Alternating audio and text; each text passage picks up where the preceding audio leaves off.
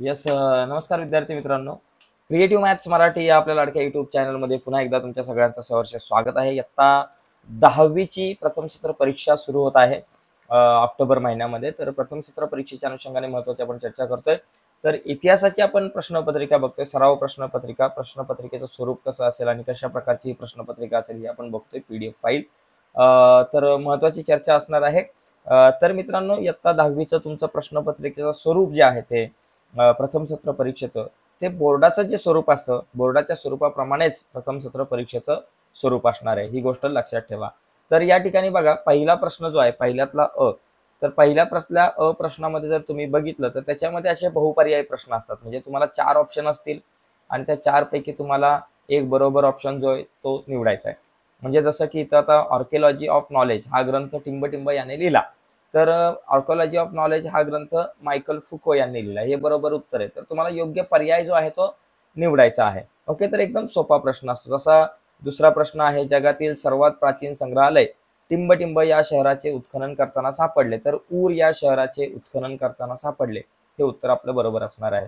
तिसरा प्रश्न आहे, महाराष्ट्र राज्याचे पहिले मुख्यमंत्री टिंब यांच्या कारकिर्दीत मराठी विश्वकोश निर्मितीस चालना मिळाली. आता महाराष्ट्र राज्याचे पहिले मुख्यमंत्री यशवंतराव चव्हाण, हे उत्तर बरोबर आहे. ओके, तर अशा प्रकारे ही उत्तरं आपल्याला लिहिता येईल. आता आपण ही संपूर्ण प्रश्नपत्रिका बघू, पण जर तुम्हाला ही प्रश्नपत्रिका हवी असेल, या प्रश्नपत्रिकेची PDF फाईल हवी असेल तर मित्रांनो, आणि त्याचबरोबर या इतिहासाच्या प्रश्नपत्रिकेसोबत इतर सर्व विषयांच्या प्रश्नपत्रिकांच्या PDF फाईल जर तुम्हाला हव्या असतील प्रथम सत्र परीक्षेच्या, तर काळजी करू नका.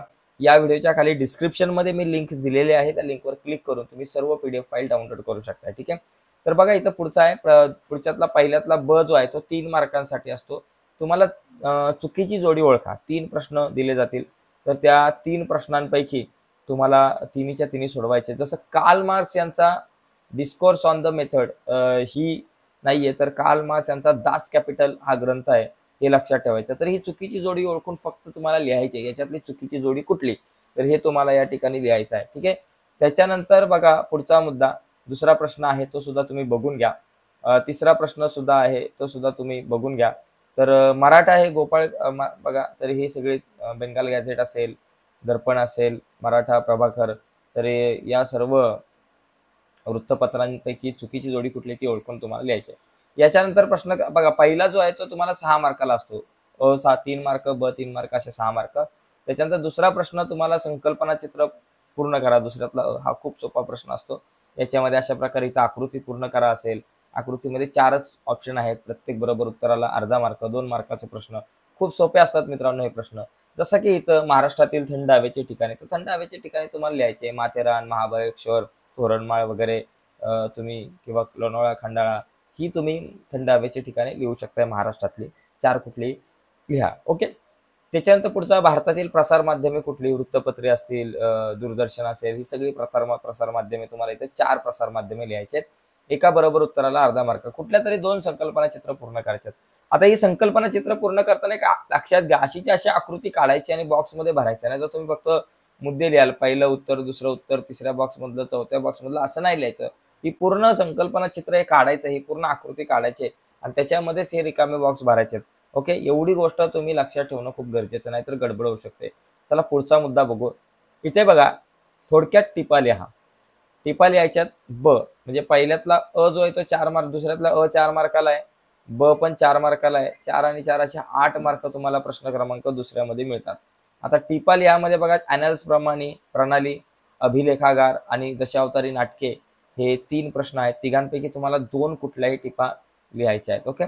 यानंतर प्रश्न क्रमांक 3 हा अतिशय महत्वाचा आहे, कारण त्याच्यामध्ये तुम्हाला विधाने सकारण स्पष्ट करायचे. 4 दिली आहेत. 4 पैकी कुठलीही 2 विधाने तुम्हाला सकारण स्पष्ट करायचे. जसं की तंत्रज्ञानाचा इतिहास अभ्यासावा लागतो. मायकल फुको यांच्या लेखन पद्धतीला ज्ञानाचे पुरातत्व म्हटले जाते. इतिहासाची संशोधन पद्धती अनेक विषयांच्या संशोधनात उपयुक्त ठरते. प्रसार माध्यमांद्वारे मिळणाऱ्या माहितीचे चिकित्सक आकलन करून घ्यावे. या चौघांपैकी तुम्हाला 2 विधाने सकारण स्पष्ट करायचे. 4 मुद्दे असले पाहिजे प्रत्येक उत्तरामध्ये, म्हणजे प्रत्येक बरोबर उत्तराला तुम्हाला अर्धा मार्क मिळेल. चौथा प्रश्न बघा, या ठिकाणी या प्रश्नपत्रिकेमध्ये आहे, दिलेल्या उताराचे वाचन करा. 4 मार्काला. अतिशय सोपा आहे, कारण उतारा वाचूनच तुम्हाला प्रश्नांची उत्तरं लिहायची आहेत. शक्यतो उतारा तुमच्या पाठ्यपुस्तकावर आधारित असतो. बघा, मेजर ध्यानचंद हे भारतीय हॉकीचे खेळाडू आणि संघनायक होते. त्यांच्या नेतृत्वाखाली 1936 साली भारतीय हॉकी संघाने बर्लिन ऑलिम्पिकमध्ये सुवर्ण पदक जिंकले. त्यापूर्वी 1928, 1932 मध्येही भारतीय हॉकी संघाने सुवर्ण पदके जिंकली होती. तेव्हा ध्यानचंद हे भारतीय संघाकडून खेळले होते. 29 ऑगस्ट हा त्यांचा जन्मदिवस राष्ट्रीय क्रीडा दिवस म्हणून पाळला जातो. त्यांना हॉकीचे जादूगार असे म्हणतात. 1956 मध्ये त्यांच्या हॉकीतील कामगिरीबद्दल त्यांना पद्मभूषण या सन्मानाने विभूषित करण्यात आले.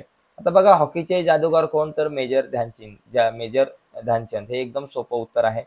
1936 साली ऑलिम्पिक स्पर्धा कोणत्या शहरात झाल्या? तर 1936 साली ऑलिम्पिक स्पर्धा बर्लिन या शहरात झाल्या. इथे 1 मार्क, इथे 1 मार्क. आणि हा जो आहे तिसरा प्रश्न, तो तुमचा स्वमत आहे. हा 2 मार्काला आहे. 4-5 ओळीमध्ये लिहिणं गरजेचं आहे. हॉकी खेळाविषयी आपले स्वमत मांडा. तर तुम्ही याविषयी तुमचं स्वमत मांडू शकता की हॉकी खेळ जो आहे तो आपला राष्ट्रीय खेळ आहे, भारताचा राष्ट्रीय खेळ आहे. आणि हॉकी खेळ मला खूप आवडतो. पण एक दुर्दैवाची गोष्ट अशी की हॉकी खेळाला इतकं महत्त्व दिलं जात नाही तितकं भारतामध्ये क्रिकेट खेळाला महत्त्व दिलं जातं. क्रिकेट हा खेळ राष्ट्रीय खेळ नसून सुद्धा त्याला खूप जास्त महत्त्व दिलं जातं. त्या खेळामध्ये खेळणाऱ्या सर्व स्पर्धकांना खूप मोठ्या प्रमाणामध्ये पैसा जो आहे तो मिळतो. म्हणजे तुम्ही या पद्धतीनं तुमची मतं जी आहे ती नोंदवू शकताय. पण हॉकी खेळाला तितकं महत्त्व दिलं जात नाही. तर हॉकी खेळाला अधिक महत्त्व देणं गरजेचं आहे. तर तुम्हाला तुमच्या भाषेमध्ये किंवा तुमच्या शब्दामध्ये हे सगळी मनोगत तुम्ही मांडू शकता. पुढचा मुद्दा बघा. प्रश्न क्रमांक 5वा, ज्यामध्ये सविस्तर उत्तरे लिहायचे तुम्हाला. 2 प्रश्न सोडवायचे 4 पैकी. जसं की इतिहासचार्य विका राजवाडे यांचे इतिहास लेखनातील योगदान स्पष्ट करा. दुसरा प्रश्न आहे, अभिलेखागाराच्या व्यवस्थापनात कोणती कामे महत्त्वाची आहे? तिसरा प्रश्न, दूरदर्शनाचा इतिहास स्पष्ट करायचा आहे. चौथा प्रश्न, कला क्षेत्रात व्यवसायाच्या कोणत्या संधी उपलब्ध आहेत ते स्पष्ट करा. ओके. तर पहिले जे 5 प्रश्न आहेत मित्रांनो, हे 5 प्रश्न तुम्हाला इतिहासावर आधारित असतात, जे एकूण 28 गुणांचे असतात.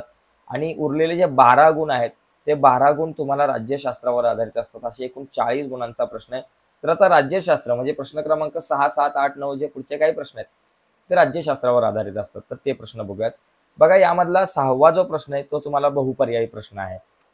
म्हणजे सुरुवातीचा तुम्ही इतिहासाचा 3 मार्काचा प्रश्न बहुपर्यायी प्रश्नाचा आणि राज्यशास्त्राचा 2 मार्काला, असे 5 मार्क इतिहास राज्यशास्त्रामध्ये बहुपर्यायी प्रश्नांवरच असतात. आणि हे प्रश्न हातातले असतात. ओके. इथं तुम्हाला आउट ऑफ मार्क मिळू शकतात. जसे की महाराष्ट्रात स्थानिक शासन संस्थांमध्ये महिलांसाठी टिंब जागा राखीव ठेवण्यात आल्या आहेत. तर किती? 50% जागा महाराष्ट्रामध्ये आहेत.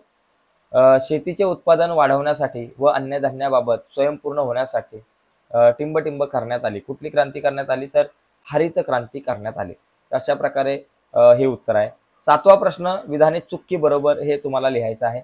माहितीच्या अधिकारामुळे शासनाच्या कारभारातील गोपनीयता वाढली आहे, हे चूक आहे. तर गोपनीयता कमी झालेली आहे. तर हे तुम्हाला सकारात्मक स्पष्ट करायचं आहे. निवडणूक आयोग निवडणुकीच्या दरम्यान आचारसंहिता लागू करतो, हे विधान बरोबर आहे.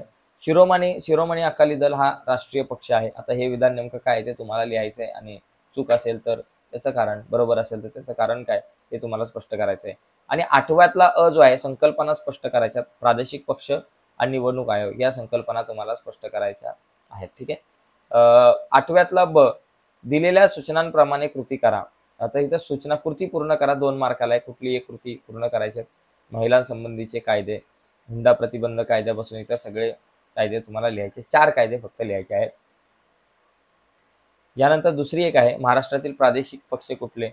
तर महाराष्ट्र नवनिर्माण सेना असेल आणि त्याच्यासोबत इतर 3 प्रादेशिक पक्ष तुम्ही लिहू शकता. ठीक आहे. पुढे बघा. त्याच्यानंतर पुढील प्रश्नांची थोडक्यात उत्तरे लिहा. इथे तुम्हाला कुठल्याही एका प्रश्नाचं उत्तर लिहायचं 2 गुणांसाठी आहे. मतदारसंघांची पुनर्रचना याविषयी थोडक्यात माहिती लिहा आणि राजकीय पक्षांची ठळक वैशिष्ट्ये लिहा. तर मित्रांनो, अशा प्रकारे ही आपण प्रश्नपत्रिका बघितली, जी तुम्हाला प्रथम सत्र परीक्षेसाठी खूप उपयुक्त ठरेल. आता आणखी एक महत्त्वाची गोष्ट लक्षात घ्या. तुम्हाला जर ही प्रश्नपत्रिका हवी असेल, या प्रश्नपत्रिकेची PDF फाईल हवी असेल आणि इतर सर्व प्रश्नपत्रिकांच्या PDF फाईल हव्या असतील, तर या व्हिडिओच्या खाली डिस्क्रिप्शनमध्ये मी एक लिंक दिले. त्या लिंकवर क्लिक करून तुम्ही इतिहास राज्यशास्त्रासोबत इतर सर्व विषयांच्या प्रश्नपत्रिकांच्या PDF फाईल डाउनलोड करू शकताय. ठीक आहे मित्रांनो, आत्ताच्या या चर्चेमध्ये इथेच थांबूयात. नक्कीच व्हिडिओ आवडले असेल तर व्हिडिओला लाईक करा. नवीन असाल तुम्ही आपल्या YouTube चॅनलवर आणि अजूनपर्यंत तुम्ही आपला चॅनल सबस्क्राईब नसेल केला तर आत्ताच आपला चॅनल सबस्क्राईब करा आणि त्या बाजूला असलेलं बेलचं बटन दाबायला विसरू नका. धन्यवाद मित्रांनो, बाय सर्वांना.